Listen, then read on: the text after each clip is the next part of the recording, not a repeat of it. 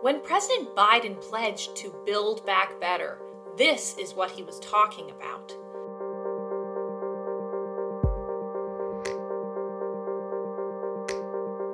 Right now, Congress is debating a bold climate and infrastructure package called the American Jobs Plan. The American Jobs Plan is a big package of investments in things like our electric grid, broadband internet, bridges, buildings, and everything beyond. It's also the most ambitious and most important piece of federal climate legislation ever proposed. The climate provisions of this bill are critical. They need to pass. And 26 members of Congress have stepped up to ensure that they do, saying that bold climate action must be part of this package or they will not support the bill. Or as Senator Markey put it, no climate, no deal. The climate policies that these Democrats are fighting for aren't simply optional, they're necessary.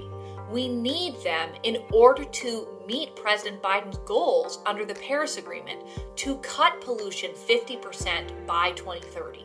Here's how the AJP would meet that target of cutting pollution by half in the next decade. To keep things simple, we're going to look at pollution in three big sectors: electricity, transportation, and buildings. Together, these sectors make up about 70% of our country's carbon pollution. Now, the American Jobs Plan does something that's really smart. It prioritizes cleaning up the electricity system. The plan includes investments in a clean electricity standard, tax credits for renewables, grid modernization investments, and clean energy investments for rural development, and a lot more. Together, these policies in the power sector, led by the Clean Electricity Standard, will cut carbon pollution by 86%. Just from that sector. And that alone will get us about halfway to meeting the president's goal of cutting carbon pollution economy-wide by 50% by 2030. That is a big deal, but it gets even better. Clean electricity can be a catalyst for cleaning up our entire economy. That's because clean electricity can be used to power our transportation and our building sectors by electrifying them. Through investments in electric vehicles, consumer incentives, and charging infrastructure in the bill, combined with executive action that targets pollution in the transportation sector, we know that President Biden and Congress can cut around another 10% of our climate pollution just from the transportation sector alone. And through investments in our building sector, through things like electric appliances, we know that the AJP can cut around another 5% of US-wide greenhouse gas pollution. With these investments in the building, transportation, and electricity sectors, we could get around 4/5 of the way to meeting President Biden's goal.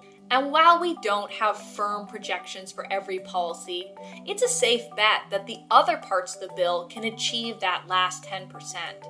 That's through things like investments in public transit, a civilian climate corps, clean manufacturing, agriculture, conservation, and the list goes on. And let's not forget that all of these policies not only protect us from climate change, they will also create millions of good-paying jobs, clean up our air and our water, and build the foundation for a 21st century economy that America needs. President Biden and Congress can meet this moment with transformational climate action. Opportunities to pass history-defining legislation are rare, but we have one right now. President Biden and Congress can act and pass the American Jobs Plan, which is absolutely essential in our fight against climate change. And that is why I am with Senator Markey. No climate, no deal.